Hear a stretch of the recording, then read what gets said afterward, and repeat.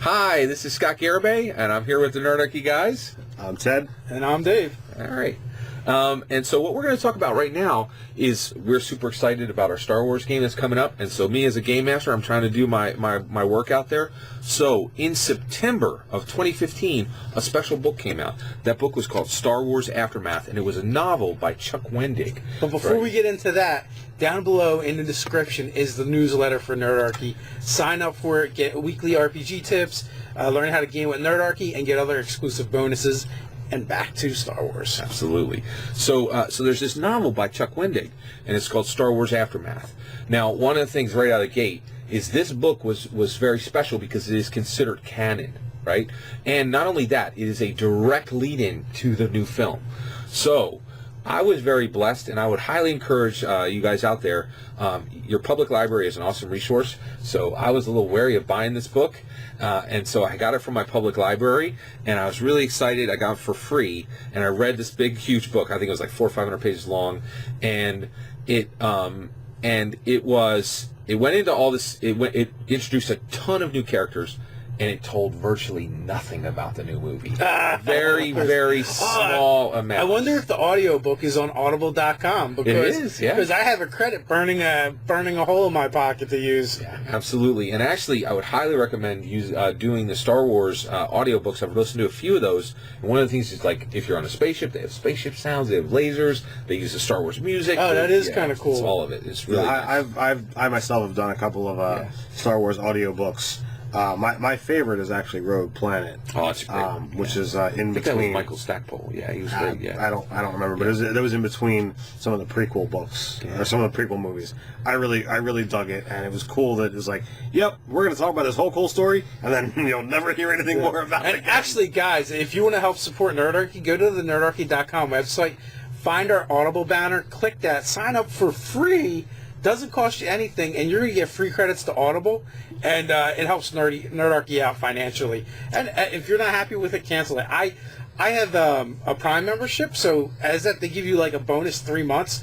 So it's 3 free books, right? Yeah. But then I found 2 books on there that I was interested in, that I downloaded for free. And then Black Friday, they had a sale, and I downloaded 2 books for $10. Yeah, Audible's fantastic. Yeah. So by the time we're said and done, that's 7 books I spent $10. Indeed. And now I can just cancel my membership, or I can continue with it, whichever. But let's go back to the Star Wars stuff. Well, real quick on Audible, too, one of the things that's great about Audible now is you can actually loan books. That's a new feature they just brought in with the last few years. And so so if you get this book, you can actually loan it to somebody in your group. So one of the things that's really nice, so what was really interesting about Star Wars Aftermath, which is aftermath of what happened after the second Death Star was destroyed. And so the biggest character in this book is the Millennium Falcon is shooting through the tunnels, right, in the second Death Star, and there's a Y-wing that comes up around the Millennium Falcon, and the pilot of that Y-wing is a main character in the book. She is a female rebel pilot who abandoned her child, right, who is like maybe 11 years old, to go and fight with the rebels at that exact time, right? And so she comes back to her child, and this woman's name is Nora Wexley, and her son, I think it's Fremt Wexley, is when she comes back 4 years later, he's completely independent. He's like this 15-year-old who modifies droids and is running like a black market, a small black market on his planet. And so it's just filled with all these new characters, right? And so at this point, I will say it established a few things for the movies, right? So this is minor spoilery. So if you want to be completely out, we understand there's a little bit of spoilers coming up. It just it doesn't even reference characters much at all. It's just very minor characters, not Luke, not Han Solo, not Leia. It deals with Mon Mothma, and it deals with Admiral Akbar. Those are the biggest things they touch. Exactly. So those 2 characters are in there. Well, if you're about to spoil, let Ted know so he can put his fingers in his ears. Right. So the level of spoilers was that Mon Mothma's world, which is Chandrila, is now a major competitor with Coruscant as the head of the New Republic. right? And so that was really interesting in there. And like that's one of the spoilers. They're like, here's this precious spoiler. You're like, a minor political You just detail? told me the spoiler, and I have no idea what you said. Exactly. It was so spoiler light. It was crazy. Like you said, there's 2 planets and something, and they want to both be the capital. So, that was a spoiler, right? exactly. And then the other one is that the Empire was not really fully repressed, and we already know that because we're seeing new stormtroopers in the trailers, right? And so that was one of the other things, is that it talked about the Empire and how they are forming the new Empire, and how there's a lot of infighting between them. And one of the things that's really exciting in the new Star Wars world is there's a lot of strong female characters. And so there's this Admiral Ray Sloan is a major figure in rebuilding the Empire on the outer rim of Star Wars. And so so the whole reason I'm bringing this up is, one, I thought it was important to do everything I could to understand the canon as we go in to get ready, right? And so this book was available, and one, I was able to leverage my library, which is really wonderful, and listen to this book. And it really, and what they said is, we're really not going to touch anybody in the movie. We're going to give you new characters. We're going to talk about Mon Mothma. We're going to talk about Admiral Akbar. We're going to talk about rebuilding we're building the New Republic. We're going to talk about the Empire. And that was it. That was all that was really there. And so from that, what I'm curious from you as players is, with the trailers you've seen and hearing about what the book has just established, what are you looking to see when the game starts? What are you hoping to see when the game starts, considering what we've seen from the film so far? You know, it's really hard to say, because I feel like both me and Ted's character, along with Bart's characters, are fringers. Like whether you're talking Empire or Republic, we really want to be like under the radar. You know, especially with the stuff, with some of the background and concepts I came up with my character. He doesn't want people to be looking at him, talking about him, anything. So I really don't know what to expect. I wouldn't even consider, like, you know, like, you'll probably stay with the ship when it's time to, you know, talk deals, you know, and let, you know, Bart and myself, you know, do it, not only because you got the lower presence, but you also want to have less of a presence. Absolutely, you know, because from other videos we've done, a lot of us have revamped our character ideas, based on things going on in the game or whatever. You know, so I went from playing, you know, this kind of droid to playing a Chevin, and I took a lot of obligation. And with that obligation is basically, you know, my families were ruled criminals on this planet, and you know, I was supposedly executed under a death sentence, which I had someone help me fake my death, and that's my obligation to that person, and the fact that I want revenge, you know, on the person that set up my family. So my whole thing is, you know, I'm trying to be the opposite of what people expect from a Chevin, and of someone who's of you know, a higher ranking merchant house, and just staying under the radar. So with everything that's going on, like, you know, conflict is good for business, and if there's no one that's above the other, that means the rule of law is going to be lower too. So even better for us. Yeah, even better for us, and it's easier for me to stay under the radar, I think. Yeah, just one scoundrel of many. You know, Bart's a Twi'lek, so his presence starts off at a 3, and he's got charm. So I mean, he's going to be looking to, you know, be able to, you know, schmooze a little bit with the clientele, and then I'm there just to kind of help keep his bloodthirsty nature in check. Yeah. Because if things get out of hand, he really likes to just kill things. Yeah, really. But also one of the things we were talking about was how you were kind of linked to the Wookiee Jedi. Yes. And that you guys will be trained together. Since my character has gone through, you know, the whole apprenticeship, you know, Padawan nonsense with, you know, Jedi, and just at the last moment, he didn't quite make it, so he left. But because he went through that whole process, David's character, who's playing a Wookiee Jedi, I'm going to have known him. So there's, you know, linkages to, you know, 3 of the 4 established characters. Yeah, well, and one of the things I really would just kind of want to say thank you is I was able to jump into this novel, right, and read it not just as a reader, but as a game master. And one of the things that I realized was, like, they talked about the Outer Rim. So one of the planets that's going to be in the new movie is Akiva, and it's a desert planet.